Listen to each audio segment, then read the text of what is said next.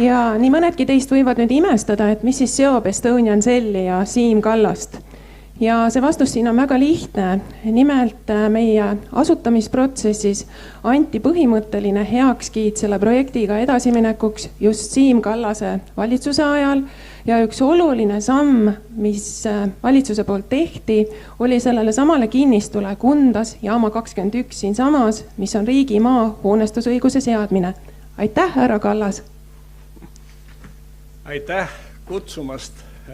Olen väga meelitatud, et mul on võimalik esineda ühe eduka ettevõtte aastapäeval, sest ettevõtted on ju lõpuks majanduse alus ja oma eelmises elus, mida siin ka mainiti, tuli mul tihti väidelda teemal no profits, no jobs, et neid samu direktiive kallutada vähemalt transpordivaldkonnas selles suunas, et ettevõtted ka midagi teeniksid ja ei teeniks ja direktiivid oleksid neile sõbralikud, aga see ei olnud lihtne ja ma ütleksin, et selle 10 aasta jooksul, mis ma seal olin, ma pigem ütleksin, et see läks halvemuse suunas. Aga ma ei tea, kuidas praegu on. Igatahes on Eestis 117 400 majanduslikult aktiivset ettevõtet, mida on 53 000 rohkem kui 10 aastat tagasi, mis oli minu jaoks, kui ma need numbrid leidsin, kaunikene selline positiivne üllatus, sest muidu ju jääb mulje, et inimesed eelistavad rohkem riigitööd ja mitte ettevõtted asutada, aga selgub, et neid inimesi ikkagi on ja mitte vähe. See on muidugi väga positiivne ettevõtluskeskkond, kuidas me ka ei näeks kriitilisi momente Eestis, on siiski Eesti ettevõtluskeskkond üks soodsamaid Euroopas. Igal pool on mingid eelised, igal pool on mingid puudused, aga Eestis on siiski terve rida plusse, mida mujal on vähem.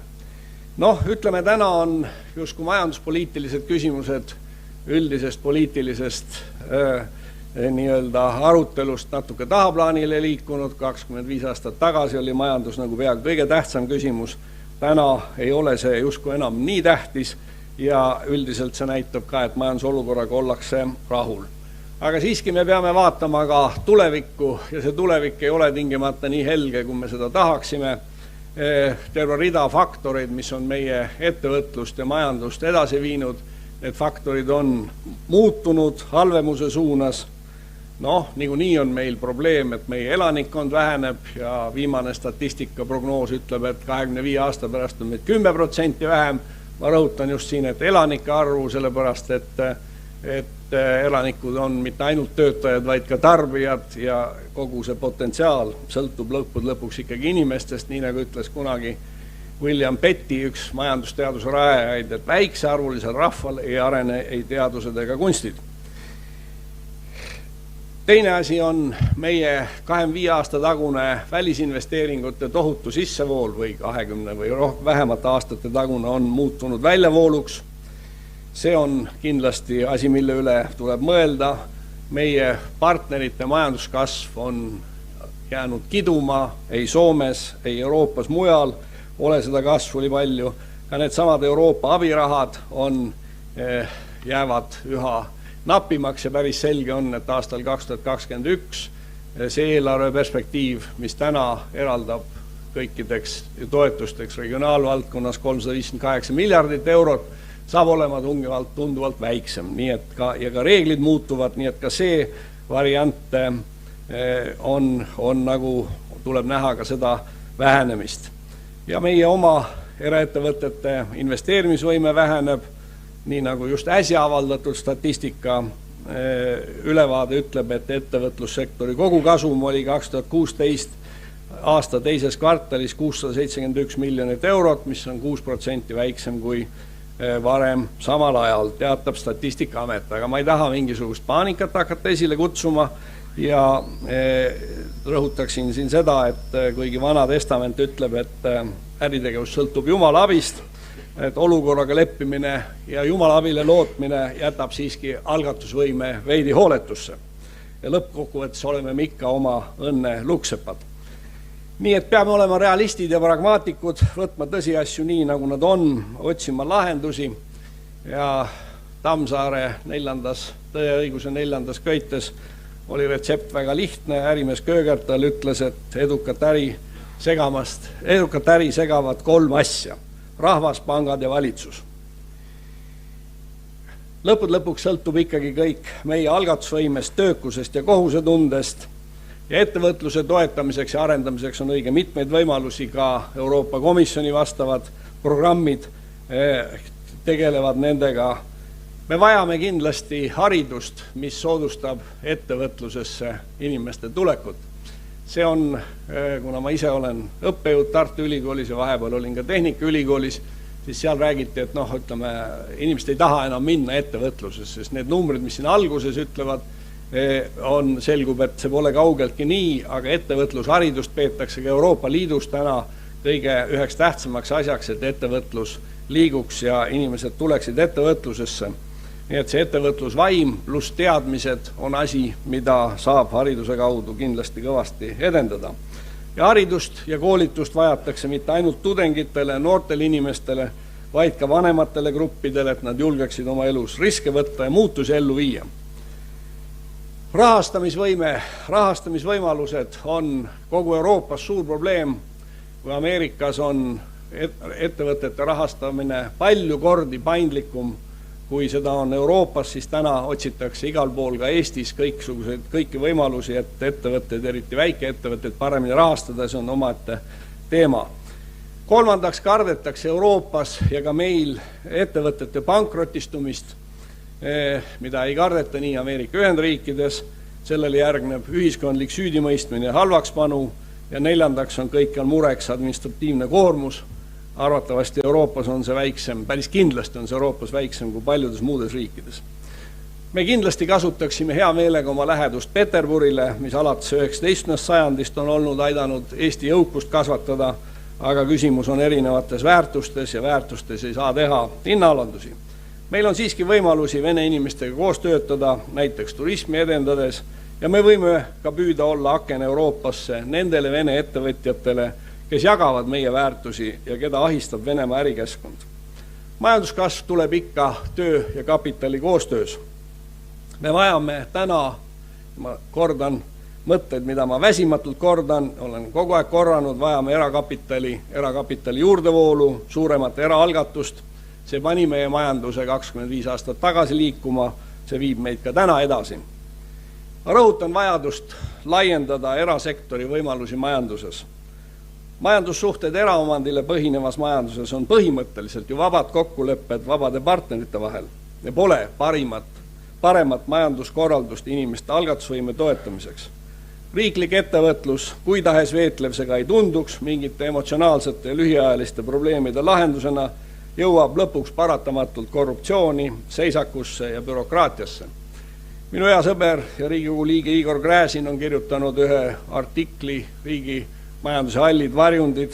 Mul on siin kuupäev 16. august 2014, kus ta väga veenvalt näitab, kuidas riigiäri läheb tegelikult riigile kallimaks maksma, kui tegelikult sisse toob. Riigiettevõtted on muutunud Eestis poliitilise toiduahela osaks ja just riigiettevõtetes on ilmsiks tulnud viimase aja suurimad korruptsioonijuhtumid.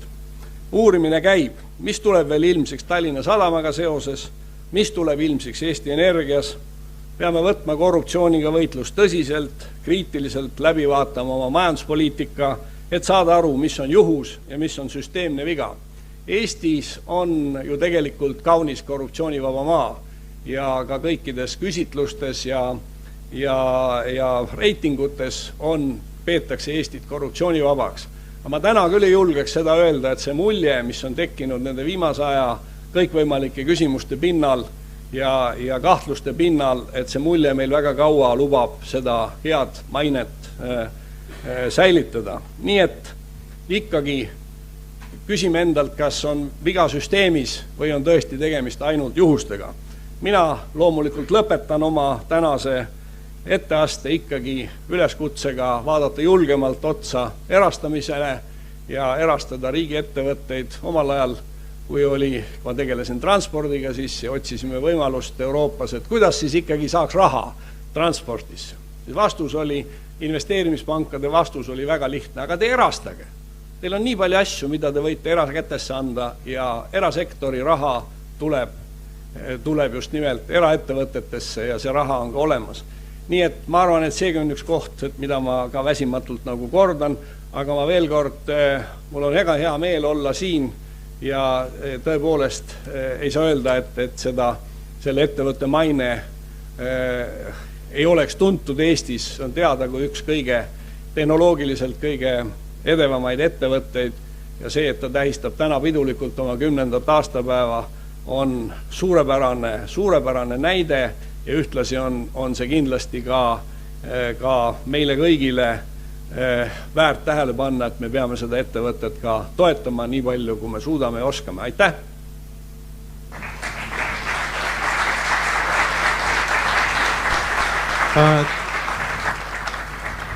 Täname härra Kallast, kes vaatamata oma ülikiirele ajagraafikule sai liituda meie foorumiga. Nüüd oleks võimalus publikule anda mõni küsimus härra Kallasele. Me palume küsimusi keskenduda rohkem tööstuspoliitika teemadele.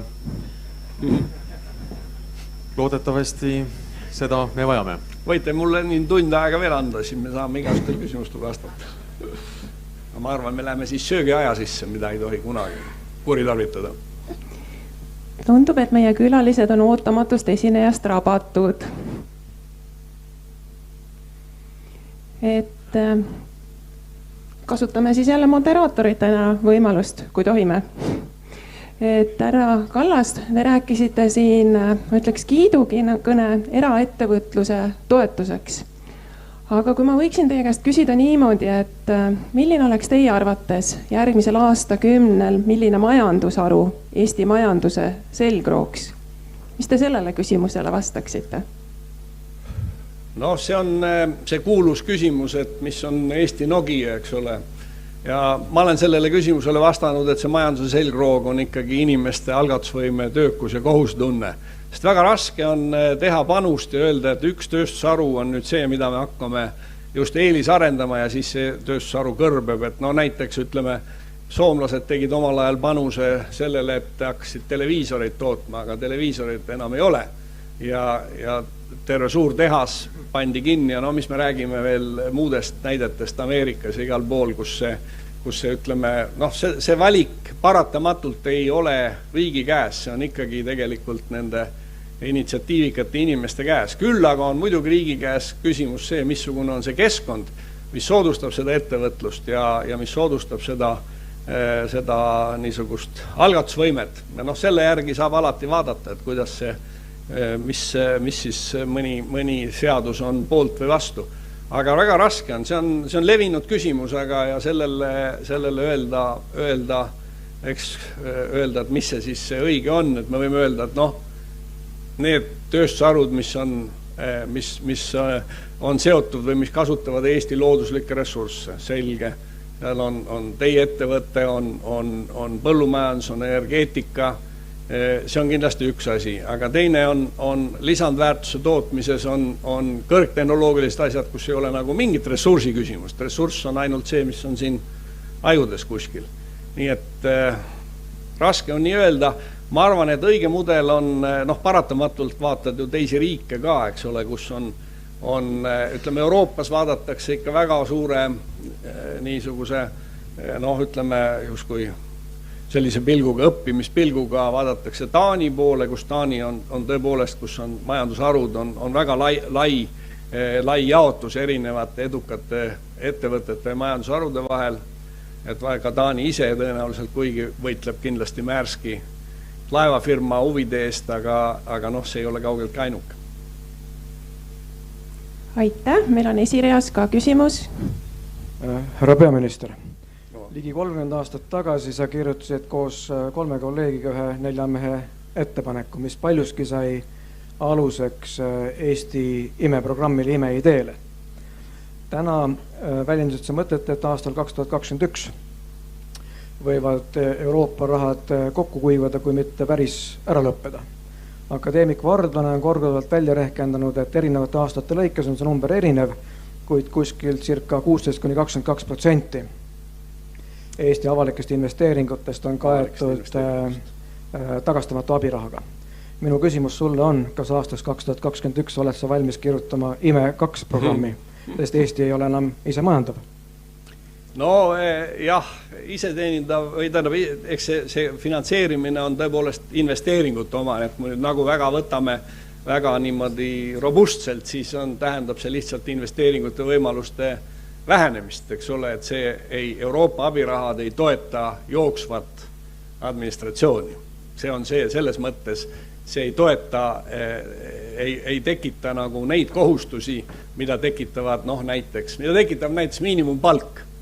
Ma arvutasin välja muide, et miinimumpalk, tähendab tegelikult, mis ma nüüd, andke mulle, kui ma nüüd kohe 3 sõnaga ei vasta, et mida võiks tegelikult tegema hakata, võiks seda, mida me hakkasime pihta, et oleks vaja nagu bilanssi, kus on siis varad ühel, kohustused teisel pool nagu riigi mastaabis tervikuna ja rahavoogusid, mis siis näitavad, kas me neid kohustusi, mis meil on, suudame nagu katta ja kui me neid ei suuda katta, kas me siis peame neid varasid vähendama, näiteks neid samu riigi ettevõtteid erastama või mis me siis peame tegema või saame me kohustusi vähendada, sest ma ütlen, et ma arvutasin välja, nüüd täpne number jäigi sinna kuskile koju paberite peale, et näiteks miinimumpalk kui kohustus, see on suurem kui pensionikohustus. Terve majandus ju maksab mitte vähem kui miinimumpalka, ma ei ütle, et see vale on. See kohustus on kindlasti ja miinimumpalku peab olema ja see on, nii ta on, see on poliitiline otsus, ta võib muidugi ka mitte olla, aga ta on, tähendab, see on mingi 3,7 miljardit on see kohustus aastas. Kui te panete kõik need pensionid ja pensionikohustus on väiksem, kui panete kõik need kohustused sinna nagu rahandusinimesed ikka panevad sinna paremale poolele, et põhiline küsimus rahanduses on alati see, et miks on aktiva vasakul ja passiva paremal pool, sellega ei suuda keegi vastata, aga nii ta on, eks ole, et paned siis sinna varade poolele ja kohustuste poolele teatud asjad kirja ja siis vaatad, et kuidas see siis nüüd minema hakkab, et võtame nagu realistlikult neid perspektiive, et paljud niisugused faktorid on meil nagu kokku kuivanud, mida ma siin enne mainisin ja selle intellektuaalselt huvitava harjutusega võiks tegeleda küll.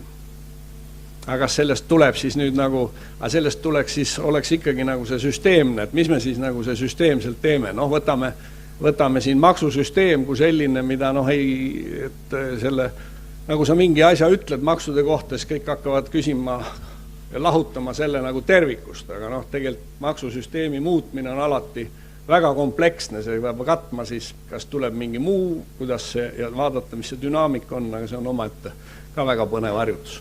Nii et ma vastasin hästi segaselt, ma arvan. Aitäh! Et saalis on näha olnud vähemalt üks käsi üleval ja me annamegi võimaluse viimaseks küsimuseks proua Doris Tannelerile, Austria suursaadikule. Thank you, Mr. Kallas. It was very interesting to listen to you talking about the role of the state in industrial policy. And my question refers a little bit to your expertise as a commissioner of the European Union. If you look at the EU at the moment, we see a rise of parties very critical towards the EU, to say it in a polite way or a nice way. And it might also be connected to the impacts of globalization, particularly on people working in industry. They are losing out in some parts of European industry. Do you see a role of the state in reducing this impact on the people in the European Union? Thank you. Huge question, and of course I have participated in many of these type of debates in the European Commission. Actually, during all my being there as a presence there 10 years, it was constantly there were proposals that we have to protect steel industry, and the most remarkable, one of the most remarkable demonstrations in Brussels was demonstrations to protect tobacco growing. That it's tobacco, not it's a kind of aggressive policy against smoking takes jobs from tobacco growers. So you never know, and we had a big lingerie war, which was called because was called protectional measures against lingerie, which was produced in Bangladesh and wherever, and to establish the custom duties. And Europe has established custom duties against, for instance, solar panels. You remember again a big debate and big battle around solar panels. So Europe is somewhere in between. It's from one side, if you establish protectional barriers, then you reduce the consumption advantages. And this is a big battle between different cultures of thinking. One side is a British side, and Northern Europe as well, and the other side is more Southern Europe. You know, and of course the question is against European Union. Now, for instance, in my being, one of the biggest battles, not battles, but for confrontations, to be maybe was more right word, was the drivers, truck drivers, French truck drivers. They fought heavily against Romanian truck drivers. This is inside European Union. This is not Bangladesh. This is not Northern Africa. But the outcome is that everybody needs jobs, and they can produce, can offer services which are more or cheap, definitely. So there are a lot of beneficiaries who are using this, reducing their costs, so the industrial policy, Europe is creating an industrial policy. It has been, my colleague Antonio Tajani produced a big paper to the European Commission discussion, and then the opponents very convincingly proved and showed that in fact it is a contrary of the interests of economy. I don't know. It's a very difficult question. I know the conflicts in Belgium where some steel mills were closed and there was a huge social conflict. Obviously, we have to have some kind of softening mechanism for these changes, but we cannot resist changes which are simply steel production. No, Chinese. I have also met these steel producers, and Chinese steel production is very competitive, but there are not so big need for steel anymore. So the reduction of the consumption and the use of steel has a very serious impact. And this is, as my experience says, it's very difficult to say which is the right way and what should be done. But the social conflicts, of course, must be reduced. People must find some kind of readjustment, must find new opportunities, and this is what Europe is doing and European countries are doing when the concrete enterprise will be closed. Then there are some kind of mechanisms how to adjust necessary or how to reduce the negative impact of social consequences.